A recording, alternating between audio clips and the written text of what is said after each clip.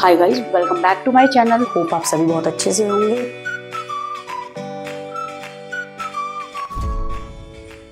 हाय मेरे प्यारे बच्चों, होप आप सभी बहुत अच्छे से होंगे। बेटा आज हम करने जा रहे हैं इंडियन इकोनॉमी डेवलपमेंट का फर्स्ट चैप्टर का सेकंड पार्ट। और फर्स्ट चैप्टर का नाम क्या था? Indian economy on the eve of independence. उसका सेकंड पार्ट करेंगे एंड होपफुली आपने फर्स्ट पार्ट अभी तक कर लिया होगा। बेटा अगर आपने फर्स्ट पार्ट कर लिया होगा तो कुछ हम आपकी नॉलेज टेस्ट करेंगे, उसके ये कुछ क्वेश्चन आंसर्स है। चलिए फिर हम स्टार्ट करते हैं, ठीक है बेटा। और आप लोगों से एक बात कहनी है, जिन बच्चों ने सब्सक्राइब नहीं करा है जल्दी जल्दी जाके सब्सक्राइब कर दीजिए, बेल आइकन बटन प्रेस कीजिए, कोई भी इंपॉर्टेंट नोटिफिकेशन ना छूट जाए। और प्लीज इस वीडियो को एंड तक देखना और अपने फ्रेंड्स के साथ भी शेयर करना। देखिए पहला क्वेश्चन क्या है, अब state the sole purpose of the British colonial rule in India. देखिए ये क्या पूछ रहा है, ये पूछ रहा है ब्रिटिश का कॉलोनियल रूल जो इंडिया पे चल रहा था उसका मेन मकसद, एम, पर्पस क्या है। तो क्या चीज है देखिए, to reduce India to the status of a raw material supplier for Great Britain. अब एक बात बहुत ध्यान से, आप अपनी लैंग्वेज में भी इसको बना के लिख सकते हैं। ये क्या चीज चाहते थे, ये ज्यादा से ज्यादा सप्लायर बन जाए रॉ मटेरियल के, किसके लिए? ग्रेट ब्रिटेन के लिए, ठीक है बेटा। ताकि ब्रिटेन अपनी मॉडर्न इंडस्ट्रीज को ज्यादा से ज्यादा और एक्सपेंड कर सके और उसका बेस और मजबूत बना सके, and a consumer of final goods produced in Britain. और वो चाहता था हमारे इंडिया को वो क्या चीज करे, कॉलोनी क्यों बना दी थी उसने इंडिया के अंदर, ताकि जो मैन्युफैक्चर्ड गुड्स है, जो प्रोड्यूस हो रहा है हमारे रॉ मटेरियल से, वो गुड्स ला करके मैन्युफैक्चर्ड गुड्स वो इंडिया में क्या करे, बेच दे, ठीक है। तो इसी तरह से उसका main purpose British colonial rule in India चलाने का क्या था कि हमारे रॉ मटेरियल को ज्यादा से ज्यादा यहां से ब्रिटेन ले जाना और वहां से मैन्युफैक्चर्ड गुड्स ला करके इंडिया में बेचना, ठीक है बेटा। अपनी लैंग्वेज में भी लिख सकते हो। नेक्स्ट है, अच्छा ये क्यों कर रहा था, ताकि इसको क्या चीज करना था, अपने इंडस्ट्रीज का, ब्रिटेन की जो इंडस्ट्रीज थी उसका बेस बहुत अच्छा मजबूत करना था और अपनी इंडस्ट्री को और ज्यादा एक्सपेंड करना था। ये भी याद रखना, ये मोटिव था उनका। 1 मार्क्स का क्वेश्चन जरूर याद रखना। अब एट सेकंड क्वेश्चन देखिए, at the time of independence what was the main source of livelihood in India. ये बात बोल रहे हैं at the time of independence, independence के टाइम पर मेन सोर्स लोगों का क्या था, लाइवलीहुड क्या था, जहां से वो पैसे कमा रहे थे? एग्रीकल्चर। बहुत अच्छे से इसको कर लीजिएगा, ठीक है। फिर है आपका state example of well known handicraft industries in India on the eve of independence. बेटा बहुत ध्यान से सुनना, example of well known handicraft industry का पूछ रहे हैं बिफोर इंडिपेंडेंस। तो आपकी किस लिए फेमस था, आपका इंडिया किस चीज के लिए फेमस था? हैंडीक्राफ्ट में कॉटन, सिल्क जिसके रॉ मटेरियल बोले जाते हैं, मेटल, प्रीशियस स्टोन वर्क, मैंने आपको पिछली वीडियो में भी पढ़ाया था, वहां से भी पढ़ लेना है एक बार। और याद रखना 1 मार्क्स के लिए ये क्वेश्चन इंपॉर्टेंट है, ठीक है बेटा। इंडिया वेल नोन इंडस्ट्री कौन सी थी इंडिया के अंदर? हैंडीक्राफ्ट, जिसके अंदर बिफोर इंडिपेंडेंस इंडिया आपका फेमस था। कॉटन और सिल्क टेक्सटाइल के लिए हमारा इंडिया बहुत फेमस था। मेटल और प्रीशियस स्टोन वर्क, जैसे कि मैंने आपको बताया था, कॉटन हो गया, सिल्क हो गया, जिससे सिल्क के कपड़े भी बनते थे, साड़ीज भी बनती थी, ठीक है। मेटल और प्रीशियस स्टोन वर्क मैंने आपको बताया था टेम्पल वगैरह में भी यूज होता था, हमारे इंडिया के मॉन्यूमेंट्स में यूज होता था, तो ठीक है। तो ये वेल नोन था हैंडीक्राफ्ट। नेक्स्ट है आपका enlist the names of individuals who attempted to estimate India's national income. देखिए इन्होंने आपसे पूछा है आप नाम बताइए उन इंडिविजुअल्स के। जब इंडिविजुअल्स आ गए यानी आपको सबके नाम लिखना है। अगर आपसे ये पूछा जाए किसने सबसे ज्यादा नेशनल इनकम एक्यूरेट कैलकुलेट करी थी, मैंने आपको पहले भी बताया था, तो आप क्या बताएंगे? VKRV राव। लेकिन अगर उन्होंने आपसे पूछा है आप इंडिविजुअल्स बताइए जिसने एस्टिमेट करी थी नेशनल इनकम, यानी वो सबके नाम पूछ रहे हैं। मैंने आपको बताया भी था लास्ट वीडियो में, दादा भाई नौरोजी, विलियम डिगबाय, फिंडले शिराज, आपका VKRV राव और RC देसाई। VKRV राव वो इकोनॉमिस्ट थे जिन्होंने सबसे ज्यादा कैलकुलेट एक्यूरेट करा था नेशनल इनकम, और ये बताया था कि पर कैपिटा इनकम और नेशनल इनकम हमारे इंडिया की बहुत ज्यादा लो है। ओके चलिए आगे चलते हैं फिर। अब है आपका agriculture sector on the eve of independence. अब ये पूछ रहे हैं एग्रीकल्चर सेक्टर की भाई क्या हालत थी बिफोर द इंडिपेंडेंस, ठीक है। तो क्या था on the eve of independence, independence से पहले Indian economy was primarily an agrarian economy. बेटा एग्रेरियन इकोनॉमी वो इकोनॉमी होती है जिसमें मेन ऑक्यूपेशंस वर्कर्स का क्या होता है? एग्रीकल्चर, ठीक है। मेन ऑक्यूपेशंस लोगों का क्या होता है? पीपल का क्या होता है? Agriculture. Those who are engaged in agriculture ठीक है, मेन पर्पस उनका क्या होता है, सर्वाइवल। ठीक है, around 72% of the population derives its livelihood from the agriculture.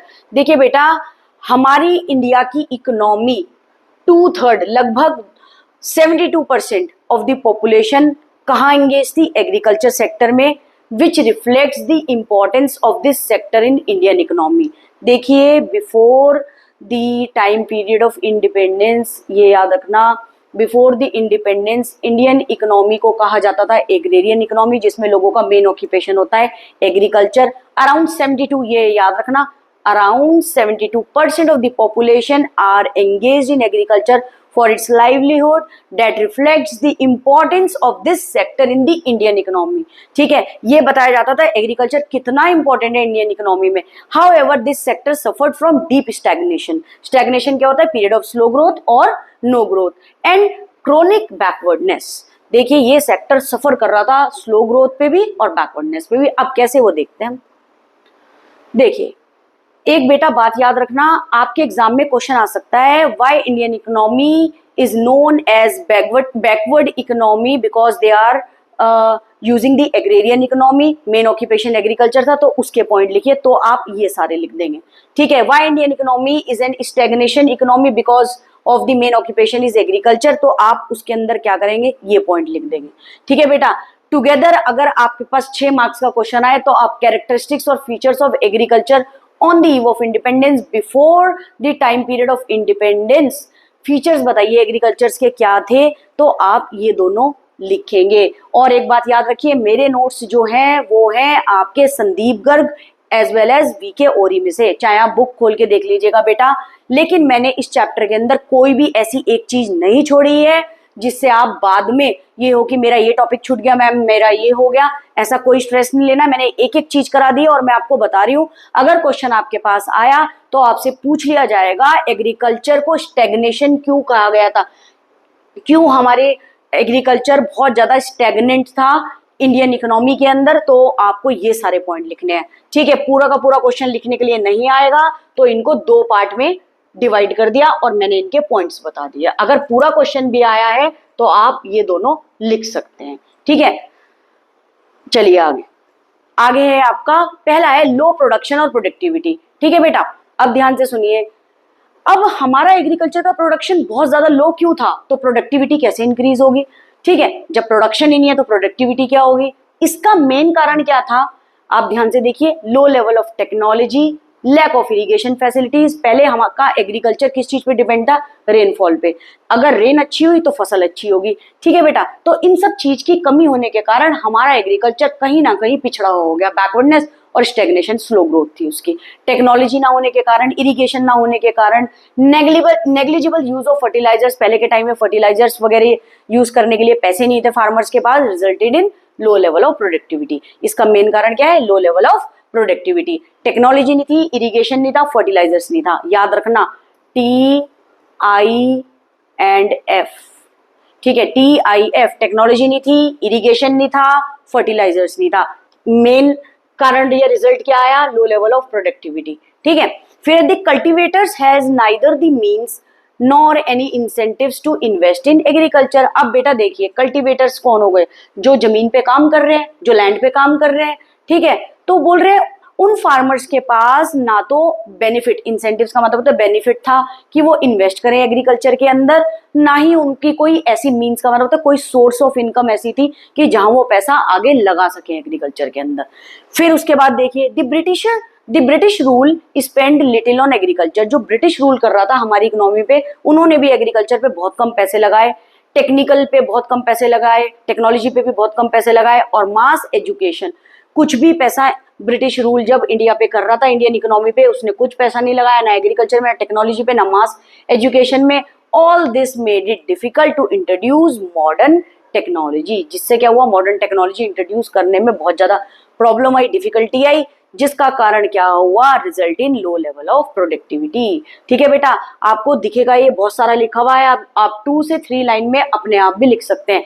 आप अपने आप रीड करें, अपनी लैंग्वेज में भी लिखें, नंबर नहीं कटेंगे। अगर आया लो प्रोडक्शन और प्रोडक्टिविटी, आप सीधा बता दोगे लो प्रोडक्शन किस वजह से था, low level of technology, lack of irrigation facility, मैंने आपको बताया टेक्नोलॉजी, इरिगेशन फैसिलिटीज, फर्टिलाइजर्स की कमी होने के कारण रिजल्ट क्या था, low level of productivity. Cultivators के पास ना तो कोई मीन्स था और ना ही कोई बेनिफिट या इंसेंटिव था कि वो एग्रीकल्चर में इन्वेस्ट करे। ब्रिटिश रूल स्पेंड लिटिल, अब ब्रिटिश जब रूल कर रहा था हमारी इकोनॉमी पे, उसने याद रखना स्पेंड बहुत लिटिल, नेग्लिजिबल स्पेंड करा किस पे, एग्रीकल्चर पे, टेक्नोलॉजी पे या टेक्निकल एक ही बात है, ठीक है, मास एजुकेशन में, जिसके कारण क्या चीज हुआ, result in low level of productivity. I hope आपको अच्छे से क्लियर हो गया हो। आगे चलते हैं। नेक्स्ट है आपका एक्सप्लॉइटेटिव लैंड सेटलमेंट सिस्टम। देखिए बेटा, एक्सप्लॉइटेटिव लैंड सेटलमेंट सिस्टम क्या था, आपको एक ट्राइंगल दिख रहा है, पहले आपको समझाती हूँ फिर आपको बताऊंगी, ठीक है। देखिए, एक triangular relationship among the government था, ओनर ऑफ द सॉइल था and tiller of the soil था। अब देखिए, जो ये जमींदार थे, जमींदार को कौन बोलते हैं, ओनर ऑफ द सॉइल यानी ओनर ऑफ द लैंड, ठीक है बेटा। कभी आप सोचेंगे सॉइल क्या है, ओनर ऑफ द लैंड, ठीक है, जहां फार्मिंग होनी है उनको बोलते हैं जमींदार, ठीक है। अब ये है पीजेंट्स एंड लेबरर्स। पीजेंट कौन होते हैं, लैंडलेस लेबर्स, याद रखना, लैंडलेस वर्कर्स या लेबरर्स, ठीक है, जो किन के लिए काम करते हैं, जमींदार के लिए काम करते हैं। अब ब्रिटिश गवर्नमेंट ने क्या कहा, ब्रिटिश गवर्नमेंट ने जमींदार से कहा या तो तुम हमें एक फिक्स्ड अमाउंट ऑफ रेंट दे दो, नहीं तो भाई हम आपको खेती नहीं करने देंगे, आप कोई एग्रीकल्चर प्रोड्यूस नहीं करेंगे। अगर आप फिक्स्ड अमाउंट ऑफ रेंट हमें दोगे तो आप टिलर से, जो पीजेंट है, टिलर पीजेंट लेबर्स एक ही बात, टिलर यानी वर्कर, पीजेंट यानी वर्कर्स, लेबर यानी लैंडलेस वर्कर्स, ठीक है। इन तीनों का मतलब ये क्या होता है, लैंडलेस वर्कर। अभी आपको लिख के बताऊंगी, ठीक है। तो उन्होंने कहा जमींदार को, हमें भाई एक फिक्स्ड अमाउंट ऑफ रेंट पे कर दो और उसके बदले आप पीजेंट से, लेबरर से, टिलर से जितना मर्जी काम करवाओ, उनको एक्सप्लॉइट करो, रात दिन उनसे काम कराओ, और उसके बदले सर्वाइवल के लिए, क्योंकि ये तो पहले ही बेचारे लैंडलेस लेबर है, इनको सर्वाइवल के लिए थोड़ा अनाज दे दो। ये क्या चीज है, ये कौन होते हैं, लैंडलेस लेबरर्स। ये याद रखना बेटा, लैंडलेस लेबर्स को हम टिलर ऑफ द सॉइल बोलेंगे, पीजेंट बोलेंगे, लेबरर्स बोलेंगे, ठीक है। कभी आप सोचो ये क्या चीज है, तो क्या चीज होता था, ये जमींदार क्या करते थे, फिक्स्ड अमाउंट ऑफ रेंट की फॉर्म में पैसे दे देते थे ब्रिटिश गवर्नमेंट को। फिर उसके बाद क्या करते थे, ये जो टिलर ऑफ द सॉइल या पीजेंट या लेबरर्स, जो लैंडलेस लेबर्स है, ये उनका पूरा एक्सप्लॉइट करते थे, उनसे पूरा रात दिन काम करवाते थे और उनको बदले में क्या देते थे, थोड़ा सा अनाज, उनके सर्वाइवल के लिए। और सबसे ज्यादा मजे क्या करते थे, लग्जरी लाइफ कौन जीते थे, ये जमींदार। समझ में आ गया है जी। ये क्योंकि हमारे यहाँ ब्रिटिश गवर्नमेंट थी जो रूल कर रही थी इंडियन इकोनॉमी पे, तो उन्होंने जमींदार से क्या कहा, हमें फिक्स अमाउंट ऑफ रेंट दे दो, हम कुछ नहीं जानते, उसके बाद आप टिलर ऑफ द सॉइल, जो आपके लैंडलेस वर्कर है, जितना मर्जी एक्सप्लॉइट करो, काम करवाओ उनसे, ठीक है। फिर वो काम करवाते थे उनसे और उनको बदले में थोड़ा सा सर्वाइवल के लिए अनाज दे देते थे, और सबसे ज्यादा मजे जमींदार करते थे, और ब्रिटिश गवर्नमेंट को फिक्स अमाउंट ऑफ रेंट दे दिया जाता था। इसको बोलते हैं एक्सप्लॉइटेटिव। एक्सप्लॉइटेशन यहाँ पे सबसे ज्यादा किसका हो रहा है, पीजेंट, लेबरर्स और tiller of the soil, land settlement system, इसी को बोलते हैं हम लैंड सेटलमेंट सिस्टम। क्लियर, ठीक है। तो the British government in India introduce a unique system of land settlement. It set up a triangular relationship among the कौन, government, owner of the soil and the tiller of the soil, ठीक है। This was popularly known as what, zamindari system. इसी exploitative land settlement को हम बोलते हैं zamindari system of the land settlement. Clear, zamindari system क्यों है, क्योंकि यहाँ पे किसकी चल रही है, जमींदार की, और सबसे ज्यादा लग्जरी कौन एंजॉय कर रहा है, आपका जमींदार, ठीक है। आगे देखें, under this system profit coming out of the agriculture sectors went to the zamindar. देखिए, रात दिन टिलर से काम करवाया, उससे जो प्रॉफिट आया, ठीक है, वो किसके पास जा रहा है, जमींदार के पास, इन द फॉर्म ऑफ लगान। देखिए बेटा, ये रात दिन काम कर रहे हैं, landless labourers, tiller of the soil, और क्या चीज, जो इनके काम करने से प्रॉफिट आ रहा है वो किसके पास जा रहा है, जमींदार के पास, और जमींदार क्या कर रहे हैं, लग्जरी एंजॉय कर रहे हैं। The main interest of the zamindar was only to collect lagaan regardless to the economic condition of the cultivators. उनको कोई मतलब नहीं था कल्टीवेटर्स की कंडीशन क्या हो रही है, उनको सिर्फ मतलब किससे था, लगान, भाई प्रॉफिट दे दो, पैसा दे दो उनको। द जमींदार्स वर टू पे, जमींदार्स को क्या पे करना पड़ता था, a fix sum to the government, जो मैंने आपको बताया एज लैंड रेवेन्यू। जो लैंड यूज कर रहे हैं उसका फिक्स रेंट एक किसको देना पड़ता था, गवर्नमेंट को। और क्यों देना पड़ता था, क्योंकि वो क्या कर रहे थे, ब्रिटिश गवर्नमेंट इंडिया की इकोनॉमी पे क्या चीज कर रही थी, रूल कर रही थी। The zamindars were free to extract as much from the tiller. मैंने क्या बताया, जमींदार रात दिन काम करवाते थे, उनको फ्री कर दिया था गवर्नमेंट ने कि आप एक्सप्लॉइट करो भाई, उनसे रात दिन काम लो, tiller of the soil as they could, जितना मर्जी चाहे, ठीक है। The zamindars and the colonial government did nothing to improve the condition of agriculture, क्योंकि क्या था, जो कॉलोनियल गवर्नमेंट था उसके पास फिक्स रेंट जा रहा था और जमींदार के पास क्या आ रहा था, profit in the form of लगान आ रहा था, तो उन्होंने कभी भी एग्रीकल्चर के बारे में नहीं सोचा, ना एग्रीकल्चर के बारे में और ना टिलर ऑफ द सॉइल के बारे में। आई होप आपको अच्छे से क्लियर हो गया और आप लिख भी सकते हैं अपनी लैंग्वेज में। फिर है आपके पास forced commercialisation of agriculture.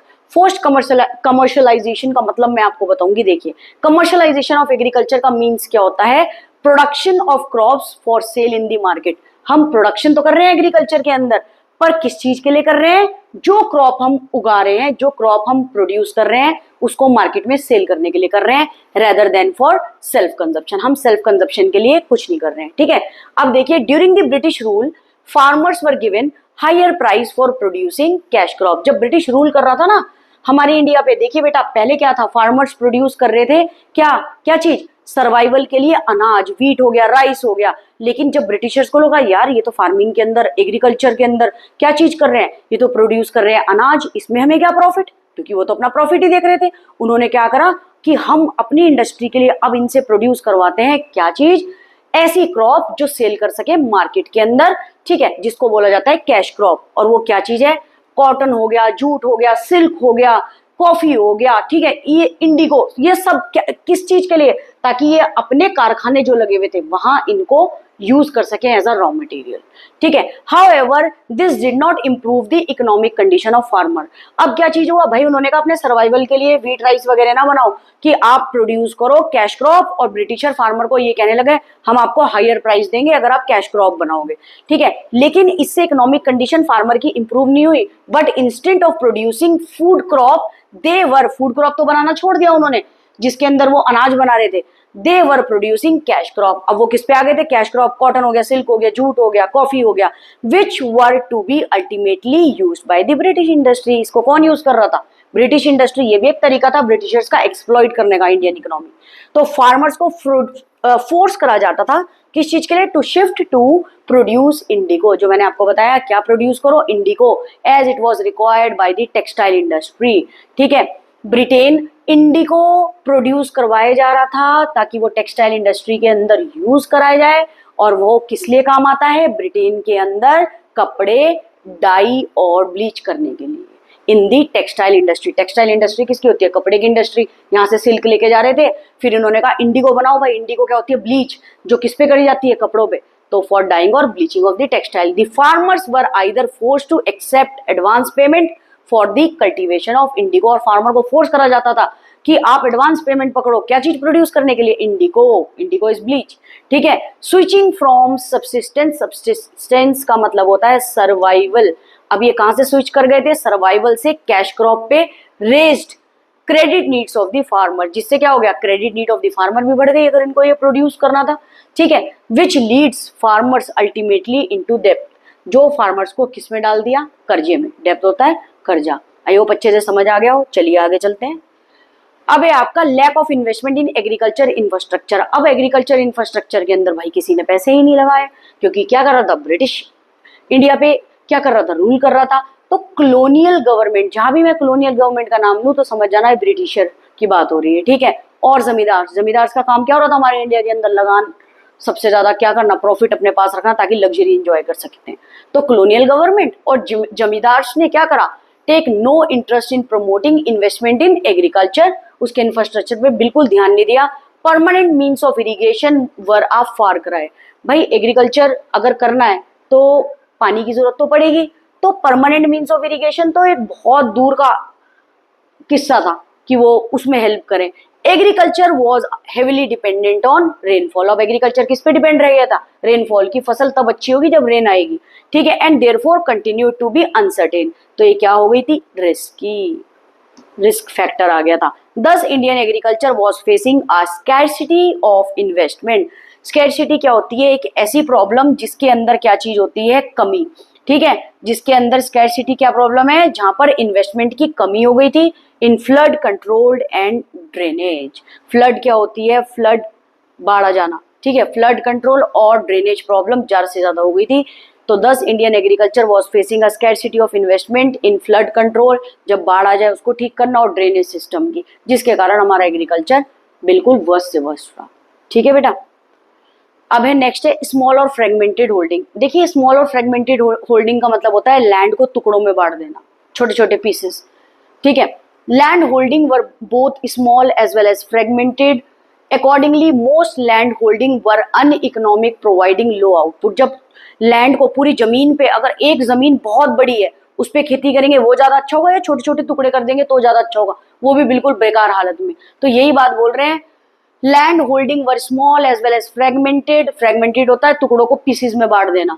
Accordingly most land holding uneconomic था, जो क्या प्रोवाइड कर रहा था, लो आउटपुट, प्रोडक्शन भी बहुत कम था और कॉस्ट बहुत ज्यादा हाई थी। ठीक है। अब आगे देखते हैं सब्सिस्टेंस आउटलुक। देखिए framing was taken mostly as a means of subsistence. Subsistence farming is a form of farming in which the crops are produced to provide for the basic needs of the farming. बेटा subsistence outlook का मतलब था पहले के time में हमारी economy किस चीज पे बेस्ड थी, सर्वाइवल पे।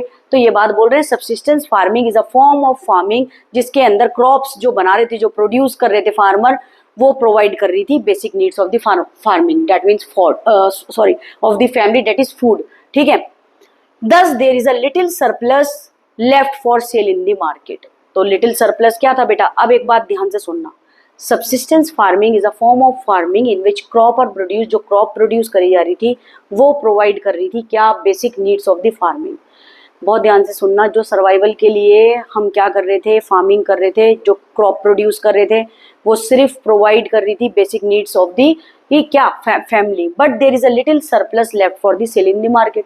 लेकिन थोड़ा सा ही क्या चीज है, सरप्लस रह जा रहा था जो सेल कर सके मार्केट में। अकॉर्डिंगली बैकवर्डनेस, सारा ये कह रहे हैं जितना भी क्रॉप प्रोड्यूस कर रहे थे वो तो सिर्फ पूरा हो पा रहा था क्या, basic necessities of the family पूरा करने के लिए, थोड़ा सा प्रोडक्शन क्रॉप का रह जाता था, तो जिसके कारण क्या शो हो रहा था मार्केट में सेल आउट करने के लिए, backwardness and poverty was the result. Poverty का मतलब गरीबी। ठीक है। फिर है आपका गल्फ बिटवीन, गल्फ होता है एक डिफरेंस, एक रेखा। ठीक है।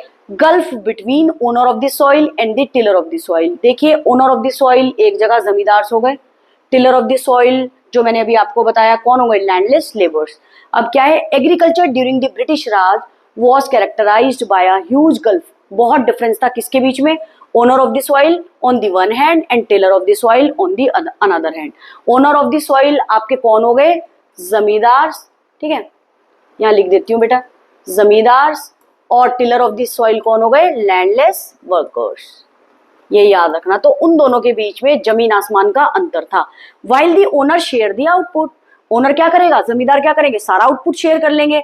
And the seldom, seldom hardly share the cost of production, जो खरीदने आया वो क्या करेगा, cost of the production share करेगा। They were only interested in maximising their rental income in terms of share of output.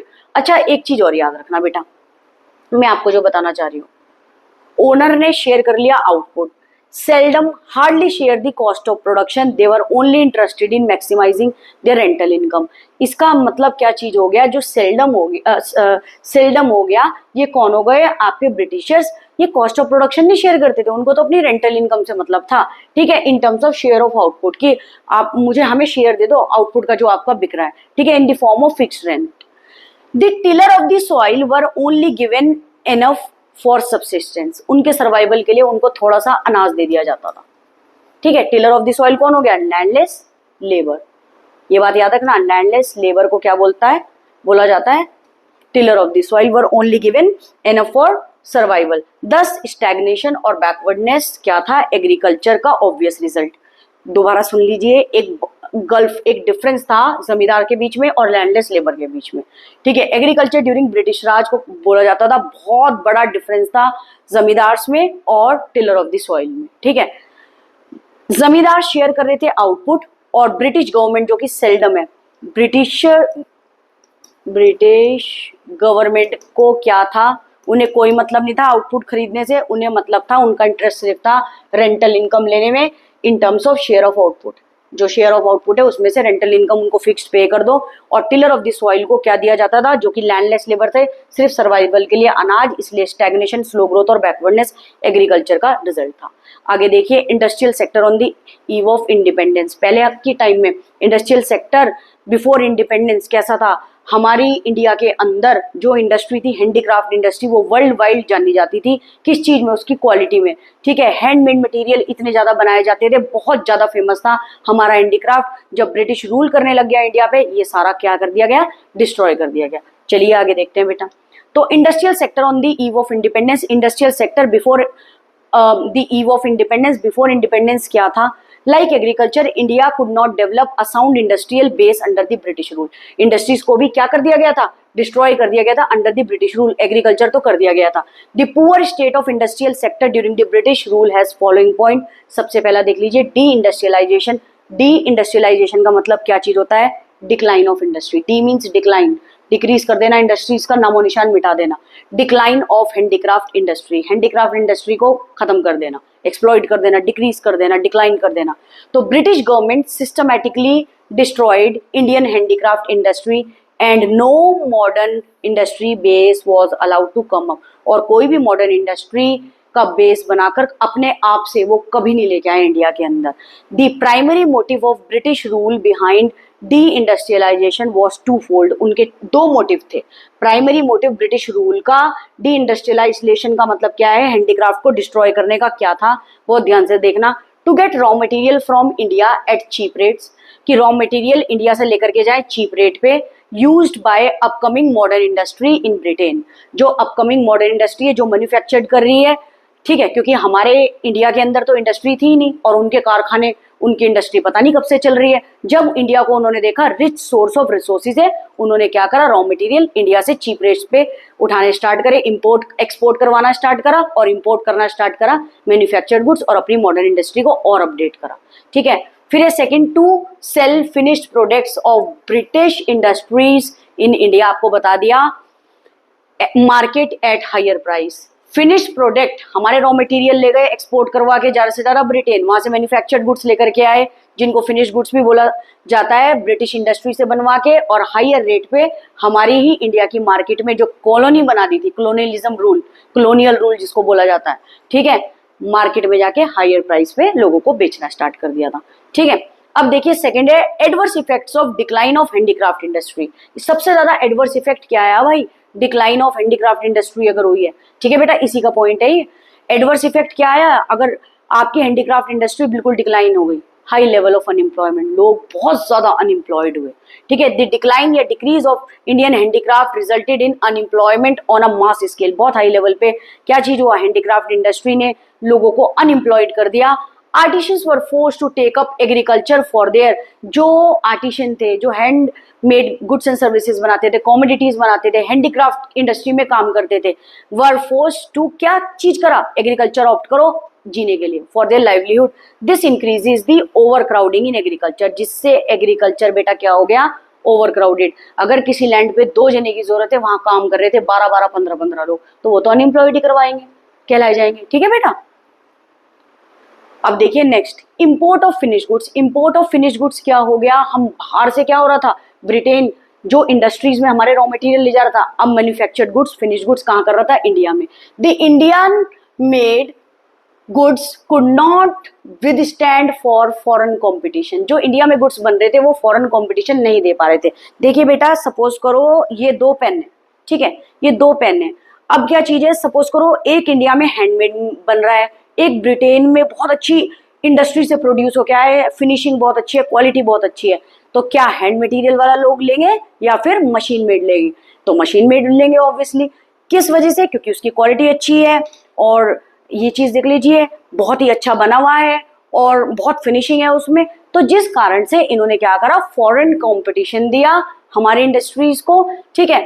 तो Indian made goods could not withstand for foreign competition of machine made cheap goods. उन्होंने एक चीज और करनी start करी थी बेटा, उन्होंने जो मशीन मेड गुड्स थे ना, उनको चीपर क्वालिटी में हमारे इंडिया को एक्सप्लॉइट करने के लिए बेचना स्टार्ट करा। हमारे ही रॉ मटेरियल ले गए, उससे अपनी इंडस्ट्रीज को और मॉडर्न बनाने के लिए फिनिश गुड्स तैयार करे, और हमारे हैंडमेड गुड्स को क्या कर दिया, एक्सप्लॉइट कर दिया। ठीक है। As a result there is increase in imports of manufactured goods from Britain, इसलिए इंडिया के अंदर से क्या हुआ, इम्पोर्ट ज्यादा से ज्यादा इंक्रीज हो गया मैन्युफैक्चर्ड गुड्स जो ब्रिटेन से बन रहे थे। थर्ड पे आ जाइए पॉइंट पे, low contribution to GDP that is gross domestic product, the growth rate of new industrial sector and its contribution to the GDP और gross value added remains very small. इसका कारण क्या हुआ, जब ज्यादा से ज्यादा हम इंपोर्ट ही बाहर से करवा रहे हैं तो हमारी जीडीपी तो कम होगी। तो ये बात बोल रहे हैं the growth rate of new industrial sector और उसका कंट्रीब्यूशन जीडीपी में क्या चीज हुआ, ग्रॉस वैल्यू एडेड में बहुत ज्यादा कम। ओके ठीक है। और व्हाट इज जीडीपी, एक साल के अंदर जितने भी गुड्स एंड सर्विसेज बन रहे हैं उनकी वैल्यू कितने बिके हैं वो जीडीपी बताते हैं अच्छी चल रही है या कम चल रही है। तो जब बिके ही नहीं है, इंपोर्ट ही ज्यादा हो रहा है, तो जीडीपी और ग्रॉस वैल्यू एडेड क्या रहेगा, कम। फिर है limited role of public sector, due to lack of public investment, government ही इन्वेस्ट नहीं कर रही थी, तो India could not develop a sound industrial base under the colonial rule. जब ब्रिटिश रूल कर रही थी तो क्या चीज हुआ, पब्लिक इन्वेस्टमेंट यानी गवर्नमेंट जब इन्वेस्ट ही नहीं कर रही है तो India could not develop a sound industrial under the colonial rule. The public sector remains confined only to railway, communication, power generation. Public sector, government sector सिर्फ ध्यान दे रही थी वो भी अपने फायदे के लिए, रेलवे बल्क कैरियर है, यहाँ से इंपोर्ट करेंगे रॉ मटेरियल उसके लिए, और फिनिश गुड्स को यहाँ लेकर आएंगे इंडिया में। ठीक है। कम्युनिकेशन फैसिलिटी, बातचीत करने की, ठीक है, वो उस पर ध्यान दिया, और पावर जनरेशन पे ध्यान दिया। ठीक है, समझ गए बेटा। फिर है lack of capital goods industry. अब lack of capital goods industry क्या होगी, capital goods industry refers to those industry which can produce machine tools, ठीक है, which are in turn use for production articles for current consumption. बहुत ध्यान से सुनना। अब हमारी इंडिया के अंदर क्या हुआ, lack of capital goods industry. हमारे पास कैपिटल गुड्स इंडस्ट्री नहीं, कैपिटल गुड्स कौन से होते हैं, मशीनरी, जिसकी हेल्प से हम फर्दर गुड्स एंड सर्विसेज बनाते हैं। ठीक है, तो बोल रहे हैं capital goods industry refers to those industry which can produce machine tools which are in turn use for producing article for current consumption.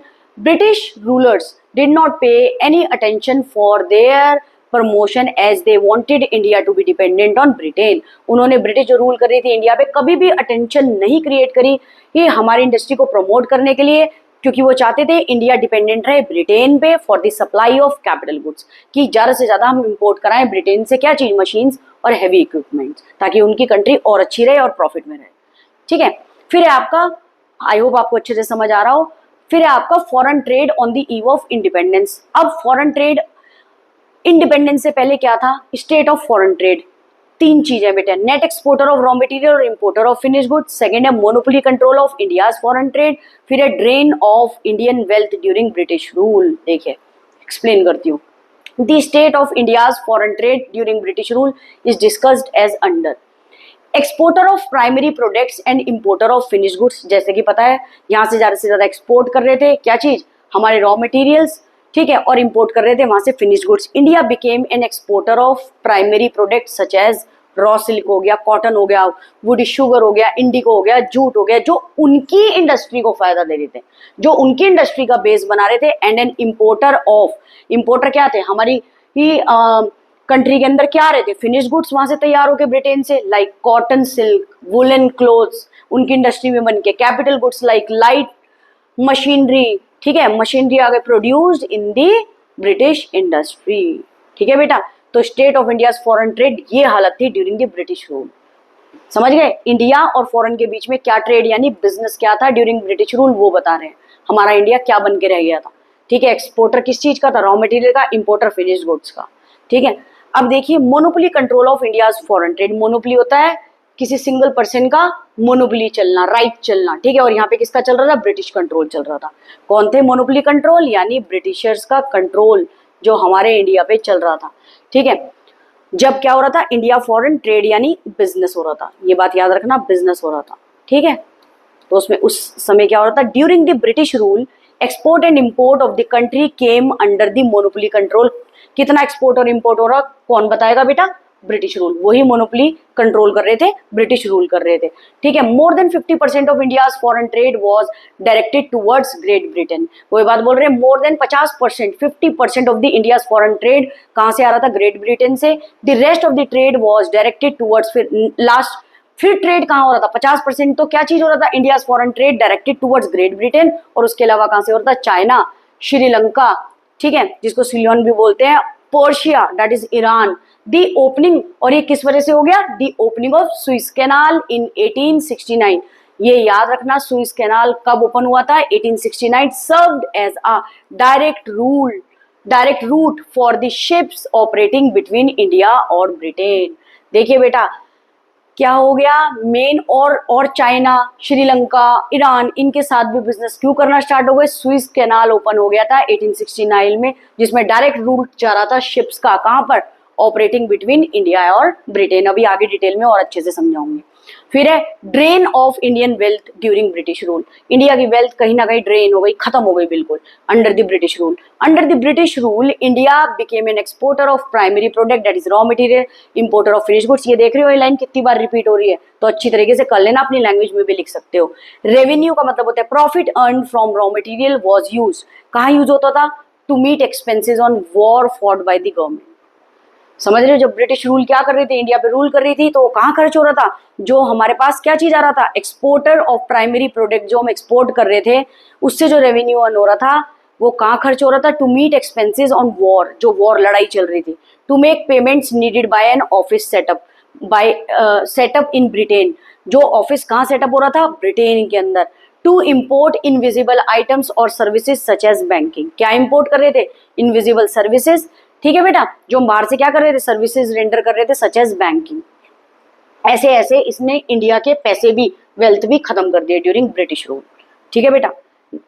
अब देखो trade through the Suez canal, आपको बता रही हूँ, सिर्फ आपको डेट याद रखनी है और याद रखना ये क्या था। Suez canal is an artificial waterway, ठीक है, वाटर वे चारों तरफ, यहाँ था क्या था, बीच में ये सुइस कैनाल और बाकी क्या था, पानी पानी, ठीक है, water.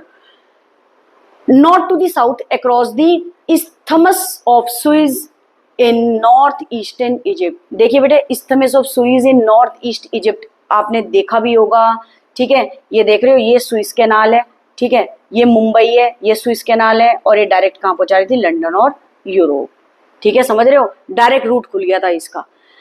The opening of Suez Canal 1869 reduced the cost of transportation। इसने किसकी कॉस्ट बचा ली थी, cost of transportation, and made access का मतलब होता है help to the Indian market easier. Indian market easier कहने का मतलब है इंडिया से ब्रिटेन जाने का रास्ता और ज्यादा ट्रांसपोर्टेशन इजी हो गया, ठीक है। The canal provided a direct trade route, इस कैनाल ने क्या प्रोवाइड कर दी थी, डायरेक्ट रूट, किस चीज का, between Britain and India, and avoided need to sail around Africa. अब अफ्रीका में के अराउंड जाने की कोई जरूरत नहीं है, डायरेक्ट रूट बना दिया था इन्होंने, ठीक है, अफ्रीका इधर जाने की जरूरत नहीं है, डायरेक्ट रूट बना दिया था इन्होंने, ठीक है। Strategically and economically it is one of the most important waterways in the world. Strategically और इकोनॉमिकली ये बहुत इंपॉर्टेंट वाटरवेज था इन दी वर्ल्ड। आपको ये याद रखना है कब खुला था और सुइस कैनाल होता क्या है, ये याद रखना जरूर से। ये प्रोवाइड कर रहा था direct trade, direct business route for ships operating Britain on India में, and avoided need to sail around Africa. Africa की तरफ से जाने की कोई जरूरत नहीं। बना कब था, 1869, ये याद रखना, ठीक है बेटा, ठीक है। ये पूरा का पूरा ये है, ठीक है, ये मुंबई, ये सुइस कैनाल, ये लंदन, यूरोप, ठीक है, पॉइंट से मार्क भी करा हुआ है। अफ्रीका की तरफ जाने की कोई जरूरत नहीं। नेक्स्ट देख लीजिए, नेक्स्ट है आपका बेटा चेक योर प्रोग्रेस। अगर आपने पढ़ लिया है तो इन क्वेश्चंस का आप आंसर करेंगे। Enlist any two causes of low agriculture productivity. भाई दो कारण बताइए लो एग्रीकल्चर प्रोडक्टिविटी क्यों थी, 1 मार्क्स का question. Exploitative land settlement system, जो कि बताया था ट्राइंगल की फॉर्म में, ठीक है, गवर्नमेंट था, फिर आपके कौन था, आपका जमींदारी सिस्टम था, मतलब कौन हो गया, लैंडलॉर्ड हो गए, फिर उसके बाद कौन है, tiller of the soil. Force commercialisation of agriculture के कारण क्या हुआ, एग्रीकल्चर की प्रोडक्टिविटी बहुत ज्यादा कम थी। स्टेट की areas where there was a lack of investment in India agriculture, investment in terracing, food control, drainage and desalinisation of soil, ठीक है, यानी सॉइल का कम हो जाना, मतलब न्यूट्रिएंट्स कम हो जाना, ठीक है। Investment in tracing, flood control और ड्रेनेज सिस्टम के कारण क्या चीज हुआ था, लैक ऑफ देखिए इन्होंने कभी भी इन्वेस्टमेंट नहीं करी इंडियन एग्रीकल्चर में, जिसके कारण मेन क्या चीज हुआ, मेन क्या हुआ, हमें फ्लड कंट्रोल में दिक्कत आई, ड्रेनेज में दिक्कत आई, सारे न्यूट्रिएंट्स वगैरह हमारे जितने भी थे वो सब क्या हो गए थे, खराब हो गए थे। फिर नेक्स्ट देखिए, नेम सम की industries that came up in India after the second world war. ये बोल रहे हैं कुछ की इंडस्ट्रीज बताओ जो वो came up in India after the second world war के बाद आई। वो है आपका शुगर, सबसे पहले कौन सी थी, स्टील प्लांट, याद रखना, ठीक है, जहाँ पे टाटा स्टील थी, ठीक है, शुगर, सीमेंट और पेपर, याद रखना, 1 मार्क्स के लिए इंपॉर्टेंट है ये वाला, ठीक है बेटा। चलिए आगे, फिर है आगे आपका state a significant drawback of the new industrialisation setup in India. ये बोल रहे हैं ड्रॉबैक क्या था न्यू इंडस्ट्रियलाइजेशन जो सेटअप हुई थी इंडिया में। Capital goods industries were slow to come up. Capital goods कौन सी होती है? मशीनरी, ठीक है, जिसकी हेल्प से गुड्स एंड सर्विस क्या होते हैं? प्रोड्यूस होते हैं। फिर what was the most important characteristics of India's foreign trade throughout the colonial period, यानी generation of large export surplus. Exports किस चीज का था? ये था what was the most important characteristics of India's foreign trade during colonial period. British जब rule करा था हमारे इंडिया में, ज़्यादा से ज़्यादा एक्सपोर्ट किसका हो रहा था? रॉ मटेरियल का, क्योंकि हमारी इंडिया को इन रिसोर्सेज बताया जाता था, सोने की चिड़िया, वही क्या हो रहा था? ज़्यादा से ज़्यादा एक्सपोर्ट सरप्लस। आई होप आपको ये समझ आया हो। अगर आपको वीडियो अच्छी लगी हो तो प्लीज़ जल्दी से लाइक करिए, ज़्यादा टाइम वेस्ट ना करें, फटाफट से वीडियो को अच्छी तरह से देखना और अपने फ्रेंड्स के साथ भी शेयर करना। Thank you so much.